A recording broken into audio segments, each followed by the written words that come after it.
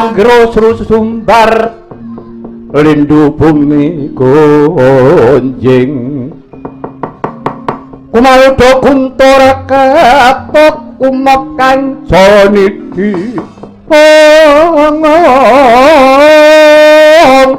lumembak penyungku mambantu Sang Wisnu Bathara panedyan lebur bumi wah iya ketoke Pandhawa genduli maju apa mundur perkara weruh kridane Perempuan Begawan Durna wong Pandhawa waspadakno pancen aku ora kedapuk jumeneng dadi senopati ning aku yen ngerti wong maju mundur ora sabar rasane atiku waspadakno iki satriya Suba Negara Arya Burisrawa iki putra Mandaraka ayo sing tak goleki cim-cim aku biyen zaman Kakang Kresna dinuta marang negara Ngastina aku wis tau kencan semayan karo Setyaki nang endi saiki Setyaki metu kilo Burisrawa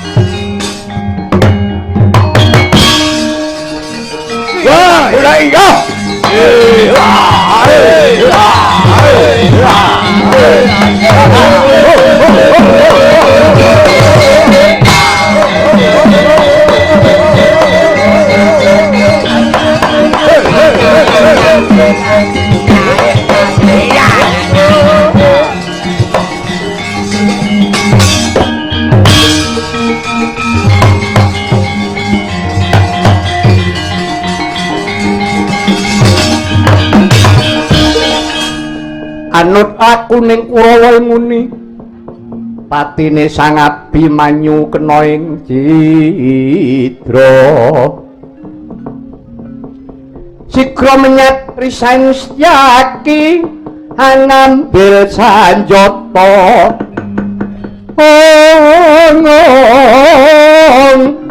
sarasa mentang langkap Burisrawa mati pinana ketiban naga bandha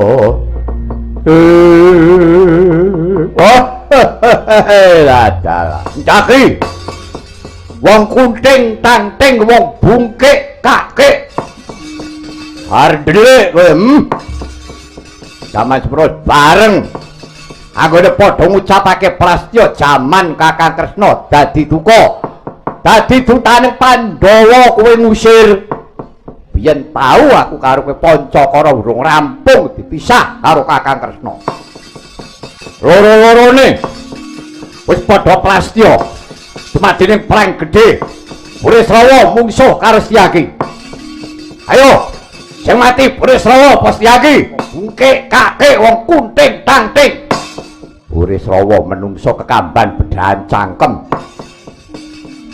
yen ngomong telonyoran yen ngombe tak kerember hus wah ngarapi karo aku obadamu ora watak Setyaki bakal mundur sejangkah ayo besok mati saiki mati Agus Setyaki penebaran iki isih ana wektune sedina kene ngomong-ngomongan kanggo nyenyeg awak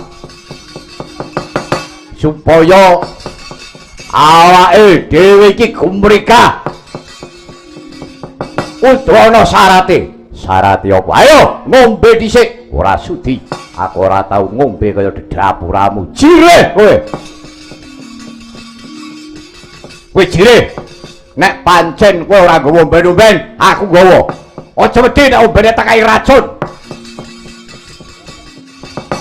omben-ombenku aku mesti enak mesti seger enteni sira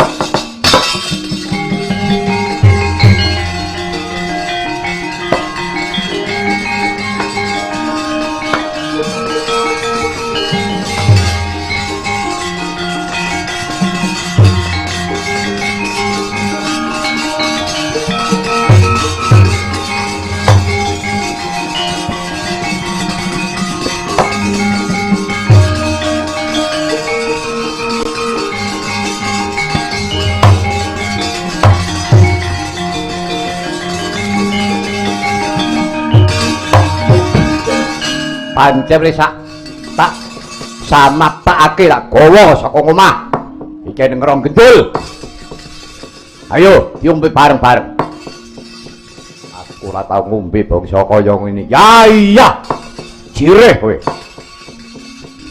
ayo ambunan dhisik ambune seger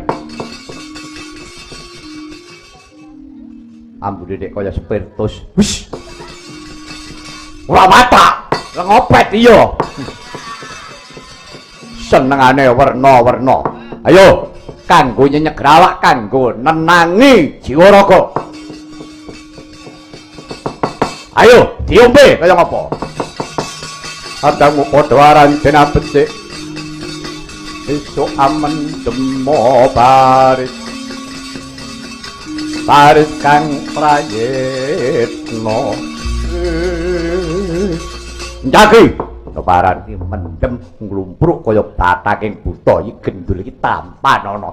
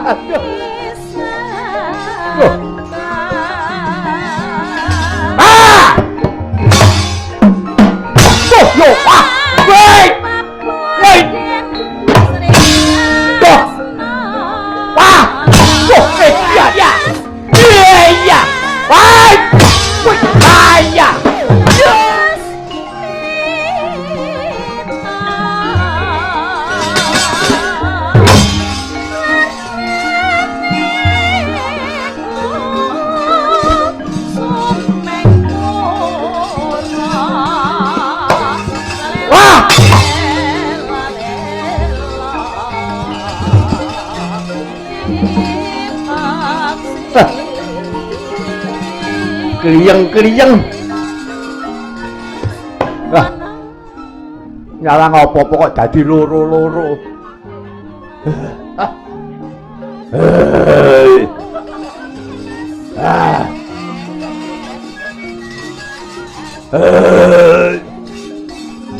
Wah.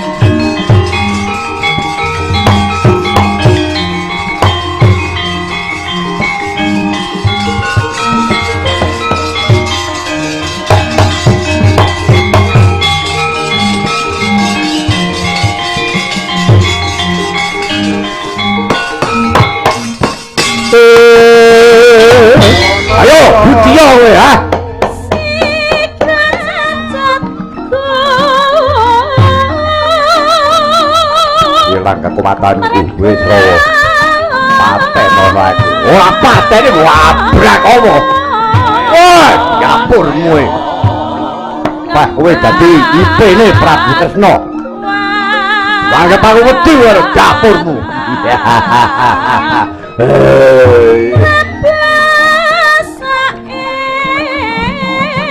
yo sapa sing arep ngrewangi nek ngene iki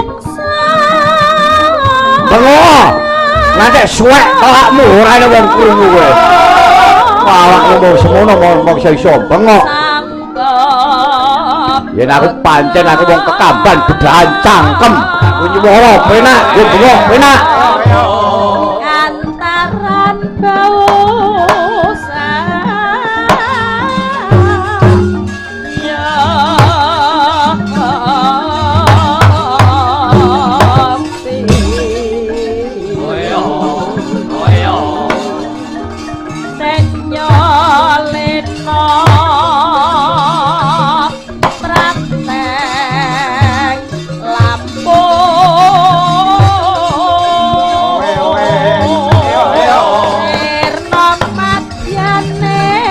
lana larak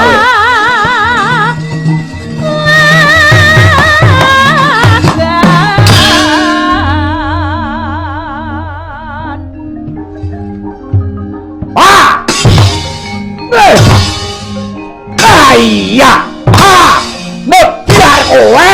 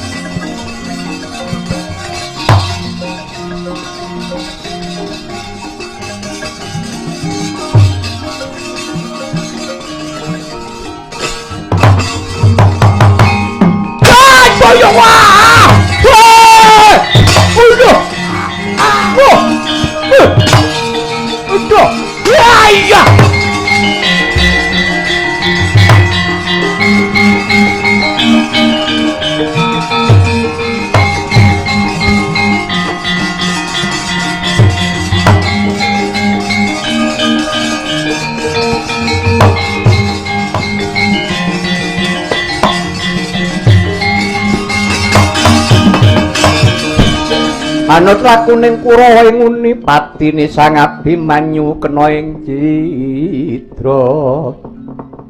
Sikra risang Setyaki menyat ngambil sanjata. Sarosa mentang angkap Burisrawa mati tinanah. Ketiban naga bandha. Amuk Suramrata Jayamrata ayo. Santat sandata kowe Burisrawa.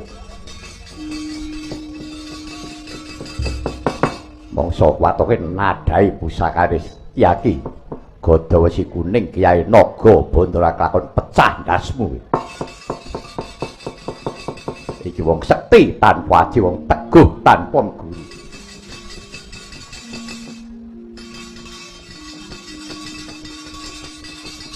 Nek perlu Setyaki keroyoken.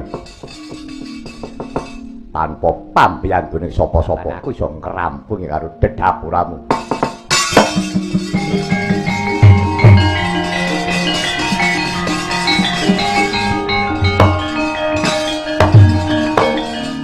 Iki wong sekti tanpa aji, teguh tanpa meguru. Mangan ning warung tanpa bayar.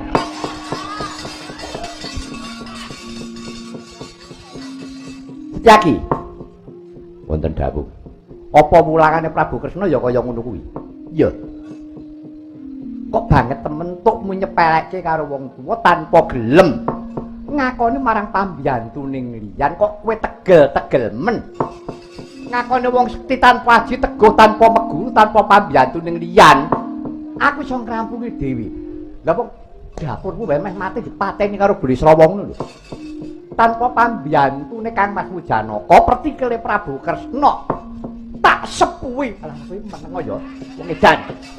Iki kula tak melu omong sithik-sithik to gen-gen duwe pasaran ngoten lho. Rumangsamu sing nugel tangane Burisrawa sapa? Sing jambak rambutmu tangane Burisrawa kuwi. Nyatane tangane Burisrawa dijemparing Kang Mas Mujanaka. Sing kanggo lisan iku rambut. Nggih. Mbek kula mau sak tekem ning ora kanggo. Banjur ngenani tangane Burisrawa kowe iso ucul, lagi kowe bisa tumindak. Lah kaya ngono kok iso ngomong sekti tanpa aji, teguh tanpa meguru. Oh, Setyaki, Setyaki. Boyo sing prasaja wae. Prabu Kresna ora mulang kaya ngono kuwi. Kasekten ora perlu dipamer-pamerake, ora perlu diomongake. Sing dadi bukti lan nyatane.